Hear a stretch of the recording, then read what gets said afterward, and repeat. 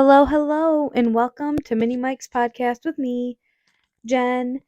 Welcome back, or welcome if this is your first time. I'm happy you're here regardless. Uh, so, this is my third episode, and I got a request to talk about my photography business. So, I figured that that's kind of what we could talk about today. And if we have time, we can see what else we could talk about, but kind of wanted to go in and dive deep into my photography and just talk a lot about it. So that's what I'm going to do. So I started my photography journey about 8 years ago. I don't know the exact date, but I do know the time of year. And what got me into it was mostly like, one, I've always loved photography for my whole life. Like, I'd always steal my mom's like Kodak film cameras that you would take to Walgreens and get the film developed and everything like that. So I always loved doing that as a kid, and I would take just stupid pictures of everything and anything. Like, I was that person. But then I, went through high school and right, like no one knows what they want to do in high school, and like hell, sometimes I'm like, do I really know what I want to do?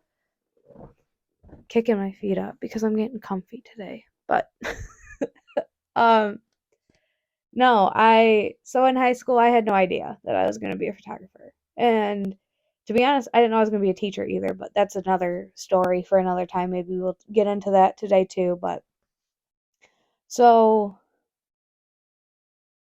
it was after I graduated that fall afterwards, I signed up for college classes and I went my first day and dropped out after my first class.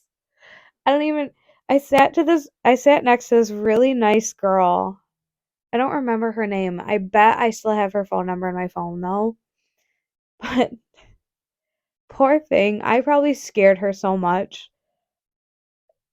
She was just so sweet, but like I texted her and said, "All right, I dropped my classes just like so you know." I was not playing. And thankfully like when I dropped my classes, since I only went to one, I got all my money back because my mom was amazing and paid for my classes out of pocket for my first semester because my mom didn't get like I didn't get FAFSA or anything, and that was also like really discouraging. And just like my mom's gonna take out money out of her retirement fund or her life savings to put me through school, and I don't know if this is really what I want to do. And I've always been a very anxious person, I would say. Like growing up, I always worried about um everything. Like I would be anxious about the weather, and I still am. If you know me and you know that Michigan just went through like one of the worst ice storms in a long time, you would know that I'm terrified of natural disasters and like everything along those lines. So for that, that was kind of terrifying. And then I was just always scared of like death and like something always happening to me or my loved ones. And looking back now, I know why I'm scared of that stuff. That's another story for another time too, which I mean, I guess we could get into it, but that's I guess a trigger warning for those because I do talk a little bit about trauma and like grieving and death and stuff like that. Um so if that any of that stuff triggers you, please just like scroll forward or whatever. It's not going to take long to get through this, but I at 8 years old, I was home in my mother's yard, which I lived next door to my mom. Um, my mom's best friend died, in a tragic accident in my front yard. Um, I'm not going to get into details because I don't want to. Um, that sounded very mean, but it's just, that's going to open another wound, and I don't know if I really want to do that. But looking back now, I know why, like, losing people is such a big thing for me. And then a few years later, my dad left, and that's also, like, where my kind of, like, abandonment thing kind of kicked in too. Like, not that he, like, abandoned me, but it felt like it. And, like, it still kind of does. Um, Me and my dad are on talking terms, but our past isn't great. I mean, even now it's still like rocky, and maybe not to him because, you know, as mean as this sounds and as bad as it does, growing up you're going to know that your kids are always going to talk back to you, and they're not always going to respect you. But I never once thought that a parent would disrespect their child, and my dad literally disrespected me so poorly, or like, that didn't even make no sense. He said some of the worst things to me last May, and like, he would always call me like a worry wart, and that I'd always be worried over nothing, and I needed to get over it, and all this other bullshit. And I'm just like, dude, I can't just get over it. And so in high school, my boyfriend, now my husband, Mitchell, we've been together since 2011, late 2011 to early 2012.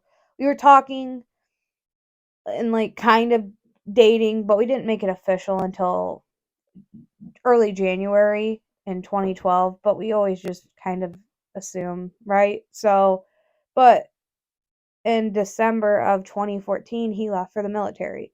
And that spring in 2015, I graduated from high school. So, because he was a grade above me in school.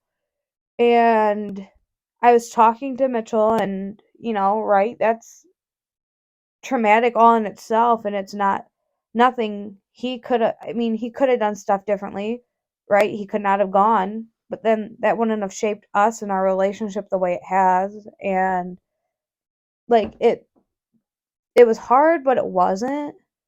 I think because I knew at the end of the day that he would come back to me, but that didn't ever stop me from thinking like the worst case scenario, right? And I still do that. But what happened was, I was talking to him after I dropped my classes in college, after the first class, first day, everything. Um, and was like, I don't know what to do, and I'm scared to leave my house. I'm scared because, like, a lot of things were going on in the world at that point in time. Um, like crazy shit too. Like, a lot of just crazy things. Like, I can't even think of everything. But in my town, there were so many shootings and gun violence and gang violence. I was scared to leave my house. I didn't leave my house for like 3 or 4 months straight after that. And that's just not healthy. That's not a healthy way to live. And now I'm like, you can't pay me to stay in my house for that long of a time period because I've lo- I've evolved, and I give a lot of kudos to myself for getting myself out of it in a way, but also my photography is one of the things that helps save me. So what I mean by that now is when I was talking to Mitchell, he's like, "All right, well, I'm gonna get you this," and it was a Canon Rebel T6 starter kit. So it came with 2 lenses, which I still have one of the lenses, but I had that camera up until last spring. I had that camera, and I used it up until last spring.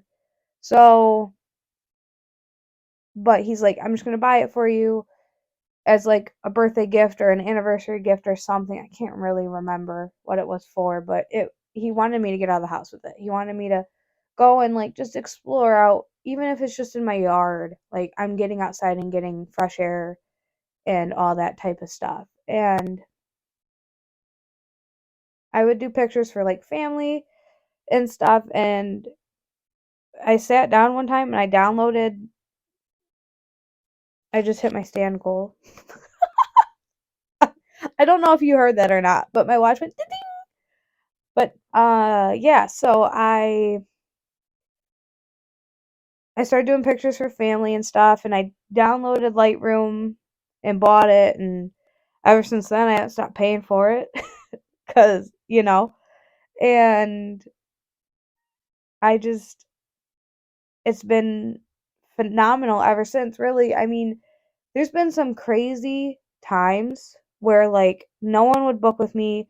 People were telling me that I wasn't worth $20 to take an hour photo shoot. And granted, I didn't have the full amount of experience either. And my first set of like my first few sessions for about the first year, which, mind you, my first year, I only had 2 paying clients, and one of them was a family member. So, but my first client that was a complete stranger to me, I still talk to her and I still do her photos for her. And she is just one of the sweetest people.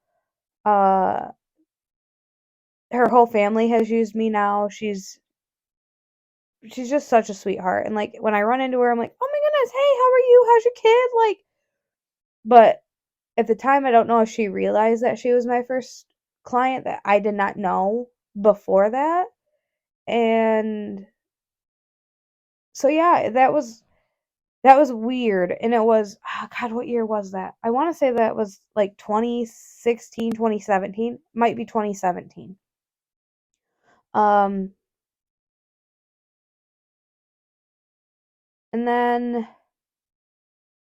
in 2018, I got married and did a few sessions, but I wasn't working at the time. Like I didn't have a full-time job like I do now until 2022, or not 22, 2020. Uh, which sounds weird to even think that I feel like I've been working longer than 3 years, but really, I mean, but granted, I don't know. Sometimes it just feels like it's been a lot longer and then it doesn't feel as long. So 2018, 2019 was kind of slow. I had kind of like the same gist. I had maybe 5 or 6 paying clients. I had like one wedding out of those 3 years. And then and the wedding was for a family member. So I had no like real like this is what I'm meant to do. Da da da da da. Like I'm gonna be a business owner. I had none of that shit. Like I didn't care. I was. I mean, I did care, but I didn't like. Looking back, it was stupid for me to cry about it. But like people were so rude to me sometimes and would say like, "Well, you're an idiot. Like you need to get a full-time job. Like you're never gonna make it. You're not good enough." Or we like your prices, but we don't like your photos. And like, first of all, that's never okay to say to somebody who is in the field of an art form. Uh, yeah. So then I I went and got a job at a daycare I hated. I hated it. I hated that place. It wasn't the fit for me because who ran it was trash, and I told them that when I quit. Which isn't professional of me, but so I got hired in at a daycare in my town, in December of 2019. I got hired in and I didn't start until like January 8th, I think, of 2020. And, I told them, hey, like, because like they had me work a 10-hour day without giving me a break on my first day. I wasn't even supposed to go into the room because I didn't have any training hours under my belt, and they still put me in that room. Like, they pulled some very illegal things, and looking now, and I'm like, who does that? Like, but that's part of my teaching story. So the pandemic hits. The only thing I'm doing now is going to work and home. And if I was sort of similar to everyone else, I was struggling with that because I just got into the groove of not staying home. And like, my husband was home from the military at that point, and we were married and all these other things. And now you're telling me I can't leave my house when I just got comfortable to leave it for the first time in 5 years? No. Like, and I live in Michigan. It was a pretty controversial state, I feel, during the pandemic, because everyone's like, we need to shut down, and then everyone else is like, no, we need to be open, it's just a virus. And it's like, what are we doing? Can we figure it out so like my anxiety can chill out, please? What the hell?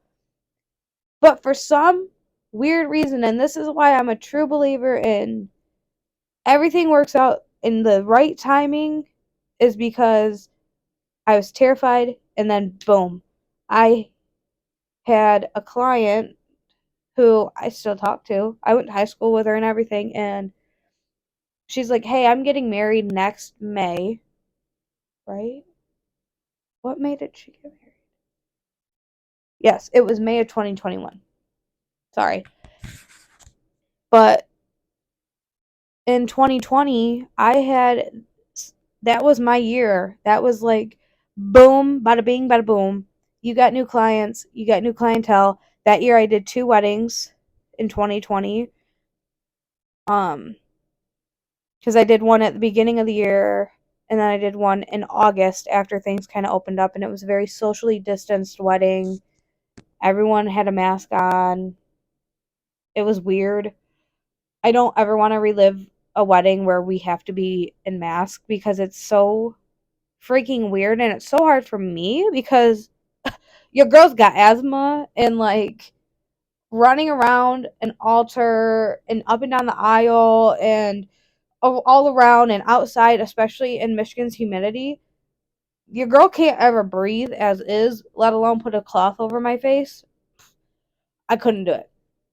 So, and then in 2021 is when I had enough money saved up from my teaching gig and my clients to where I could invest in a great camera that could reflect me positively. And I'm a true believer in the camera doesn't do the work, you do it. But when I tell you that that camera and that lens is still my main shooter, and if I'm ever not using that one, hell has frozen over, which we're not even going to talk about because I love it so much. My first gig with that camera was the wedding. I have a picture of them.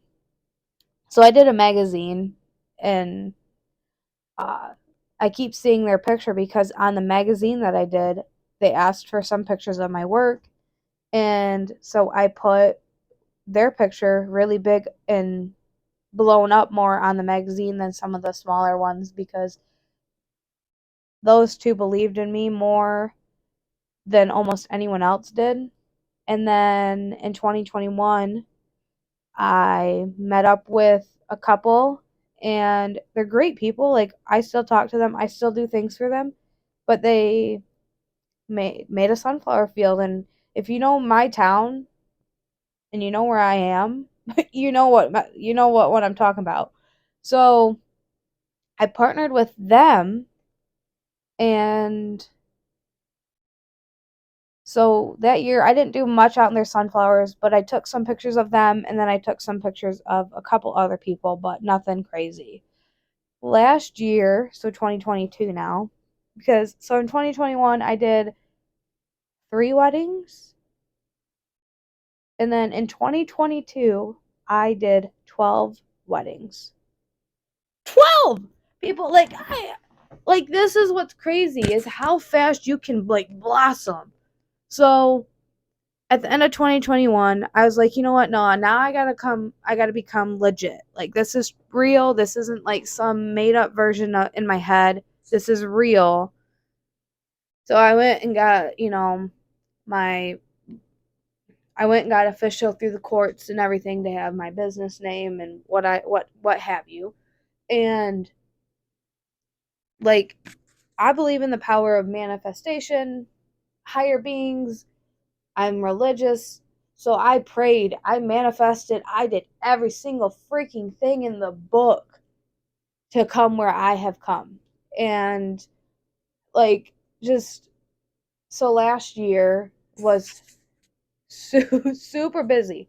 Like, from the beginning of August to the beginning of November, I didn't have a day off. I worked every single day those months. And that was also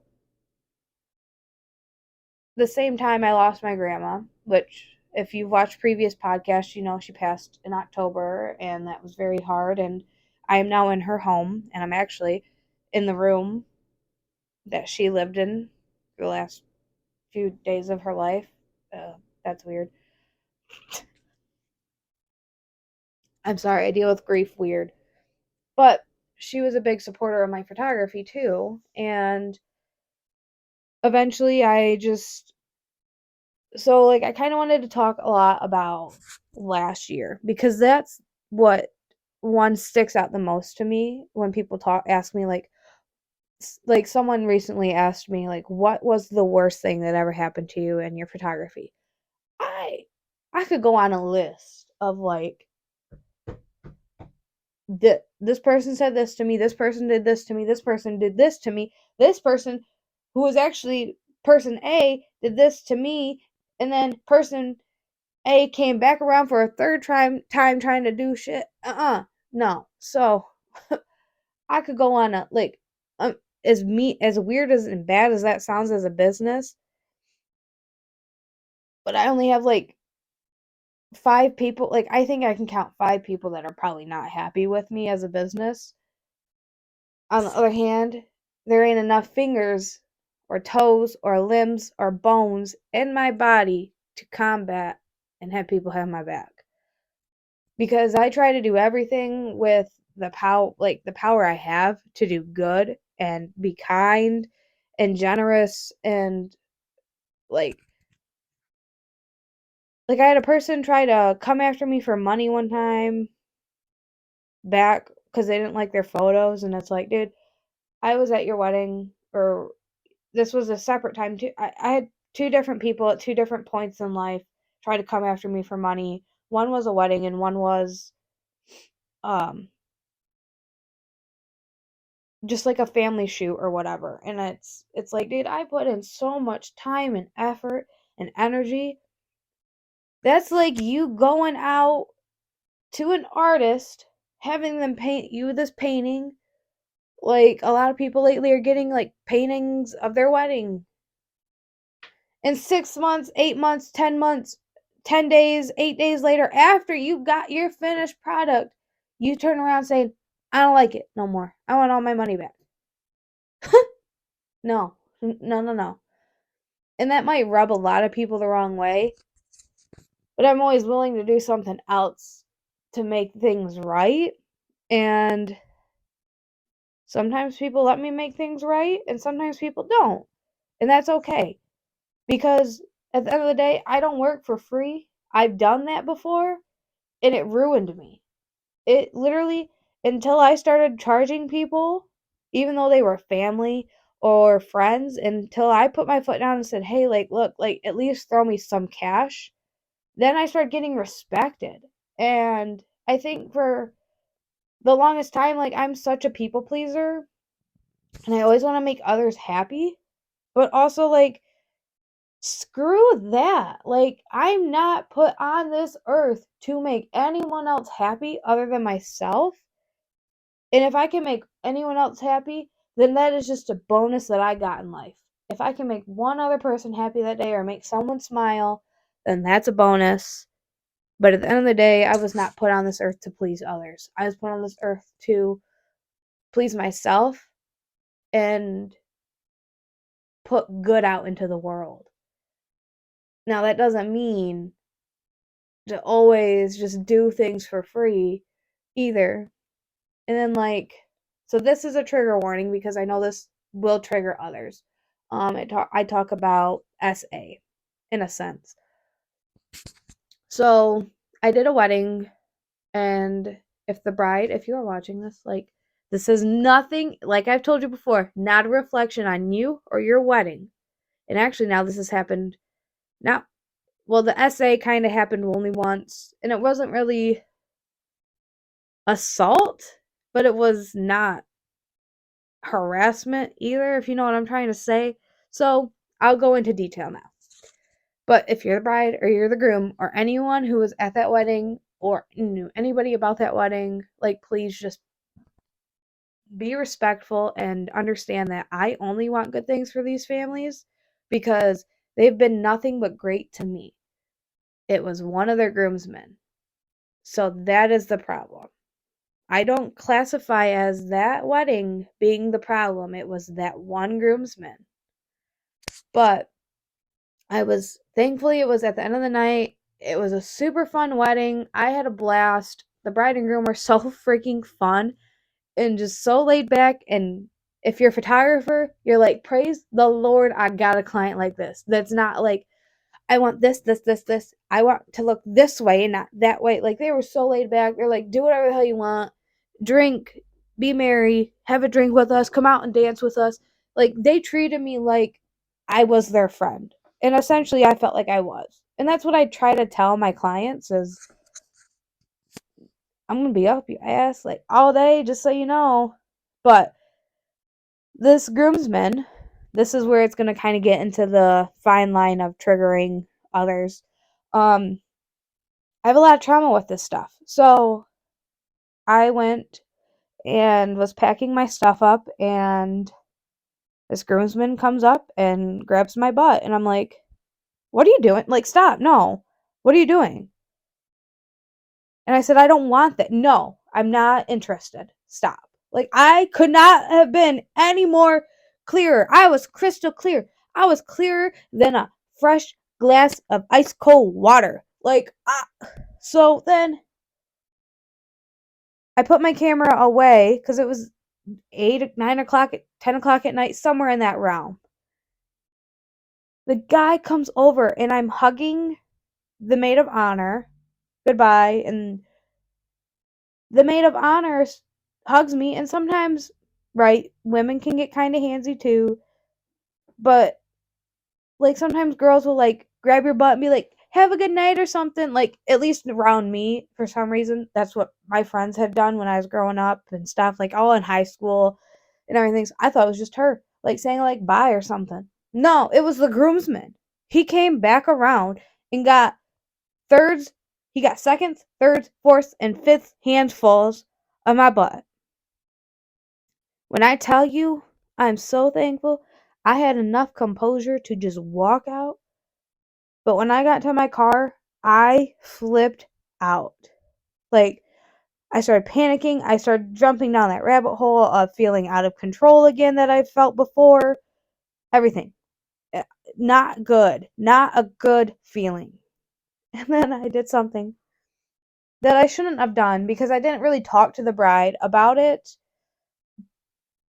because she was, right, I didn't want to ruin her day. She was partying, she was drunk, right, like most brides are. I was too at one point. When I was a bride, I was drunk too at one part of my night. Like, you get to be, not that she was irresponsible, but you get to be irresponsible on your wedding day, right? Like, that, if anybody's at fault, it's the groomsman, who is an adult who was told no and he continued to do it. Well, I was irresponsible and went on Facebook and complained about it. Well, one of my photographer friends said, hey, make sure you have that in contract in case it ever happens again. And it happens before the ceremony even starts. Because, groomsmen like to drink, or guests like to drink and pregame before the game, and, that type of thing. And I'm like, yeah, you know what? That's a great idea. Well, the bride seen it and like texted me and apologized, and I'm like, it's not your fault. And like, I ran into her again or something, and she apologized again, and like her sister and her sister-in-law both were apologizing to me, and I'm like, it ain't none of you. It is the groomsmen. And yeah, but that's like one of the worst things that has happened. But what's weird is I swear that venue is haunted or cursed or something, because I did another wedding there at the end of not at the end, but later in that year, last year, later in the year of last year, a few months later, and one of the guests got aggressive towards me because of something the effing DJ did. Not me, but he's coming to me all aggressive and being like, we need to go tell that DJ that he's got to play better music. No, I'm a vendor just like he is. If the bride and groom told him, hey, play classical music until like 9 o'clock at night or something, I don't remember. But that's what the DJ needs to do. Not pay attention to what you, some random Joe off the street, wants. But he got aggressive towards me and Mitchell, thankfully, because Mitchell's my second shooter. Thankfully, Mitchell was with me at the time, second shooting this wedding. But that is why it is a big clause in my contract now. And if you're a photographer and you're watching this and you don't have this in your contract, I highly suggest it, because it is something that will protect me for the rest of my life. Not in a like physical sense, but in a legal sense, right? Because if I am triggered or anything like that, I'm able to dip. And my contract states that. If the guest isn't taken care of or Jen does not feel comfortable, she can leave. It's said a lot more professionally than that, but yeah, that's a big clause in and that is something that all of my clauses in my contract are big ones, and they cannot be skipped over. We can't delete any of them, but that is the one that I tell clients all the time. If I only had to pick one, it's that one, because mm-mm. And like one time I got told by a bride that I wasn't allowed to sit down at the wedding. I couldn't eat and I couldn't drink any water. That was rough because I was there for 12 and a half hours. I got home and almost passed out. But then I have, like, on the other hand, like, all these amazing people still too that, like, I still talk to outside of doing photos for them. Like, I have this one client who I just truly adore, and she knows I adore her. Her and her daughter and her husband are the sweetest people on the entire face of the planet. I tell people and other clients, or not other clients, other photographers, I got the best clients. I might be biased, but I got the best. I got the best clients. And if you're one of my clients, know I love you and I appreciate you, because if it weren't for you, like, I would not be here right now. I would not be thriving in a business that was self-taught, self-made, self-invested, all of these things that were only done by me. Yes, I mean, technically Mitchell did pay for my first camera, but like, we're married now. So like, his investments and my investments aren't they the same technically? No, but in all seriousness, I seriously, I have the best clients and I love them all. Like, someone asked me the other day, like, what is your dream shoot? And I'm like, they're like, what would it be? And I'm like, you know, and I had to sit and think. I sat and thought for like at least 5 or 10 minutes, because I'm like, I have photographed almost everything. What would be any better? Like, I've done pictures, not of people, but I've done pictures of, and they weren't asking like where my dream place is, but they were asking more of, what would you like to photograph? And something I did in, I want to say 20, it was 2022?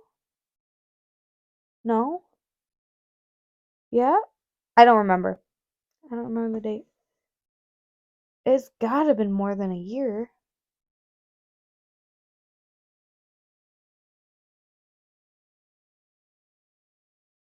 Okay, hold on. Sorry. It was 2021. Okay, yes.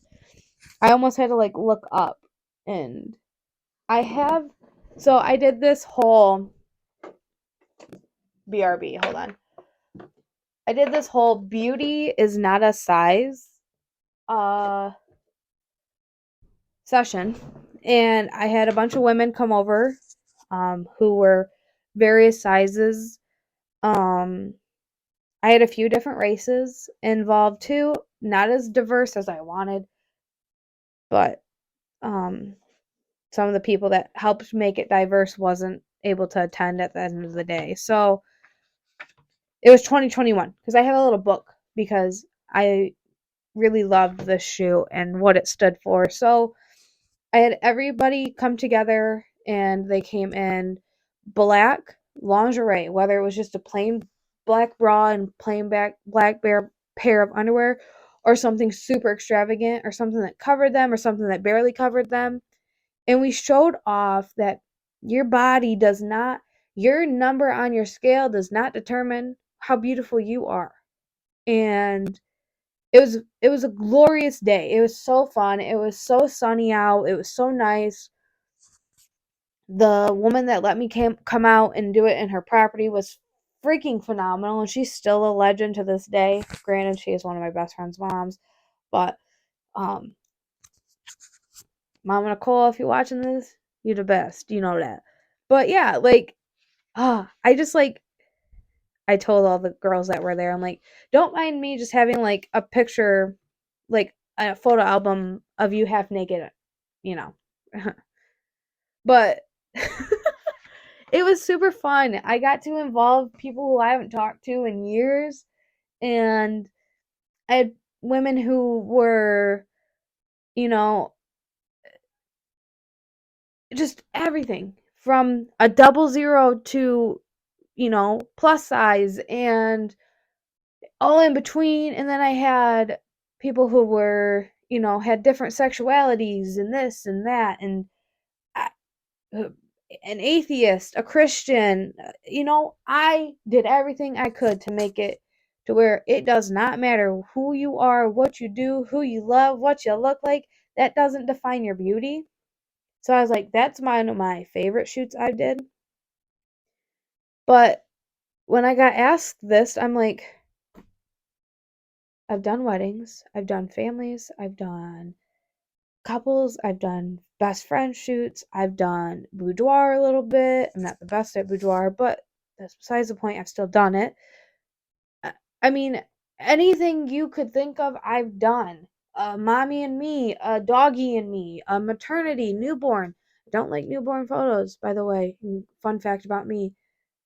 I refuse to do them. I refuse. Hell, I've even planned and shot and done the whole gender reveal for my best friend. So, like, when they're asking me this, I'm like, God, what would I do? And, like, I got thrown back to something I did last summer, which was I got to photograph a concert. And let me tell you, someone who loves music to their core, that was one of the funnest things I ever got to do. And I'm thankful for Lindsay and Ridge, that's who does the sunflowers. Um, they're great friends of mine and my husband's now, and I've told them like I owe a lot of my success to you because you two believed in me and let me do stuff in your sunflower field. And then like last year they put on a whole concert in the sunflower field and I got to photograph it. Like how freaking cool is that? So I told the person, I said, I've already done it, but I would love to like tour with somebody who I love. Like I got a few names in my mind already of like this is an artist I'd love to tour with and photograph and make hype videos for their Instagram reels and that type of stuff. Like that's what I would like to do. Like just take a year off of everything and only do that. I would be broke, but I'd be hella happy. Like, so yeah, that was just something that really stuck with me. And I'm like, God, like I'd love to tour with Hardy. He's a country artist, more like country rock now. Um Lainey Wilson. I love that woman to death. She is my favorite. Yeah, those two are the first two that come to mind of who would you want to tour with? Boom, right there. That's who. Those two people right there are who I'd wanna tour with. And like it'd be cool to do like or Cody Johnson. That man right there. Mm, he's a nice man. I will say that. But yeah, that is pretty much all I really have. I mean, I love my photography business. I this year I don't have as many weddings on well, I might. I don't know. I haven't counted how many weddings I have on my books for this year, but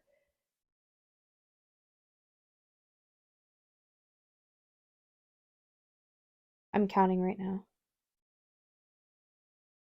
I have less weddings this year, technically. But last year I had some random out of the blue ones pop up where like, hey, we're in a bind.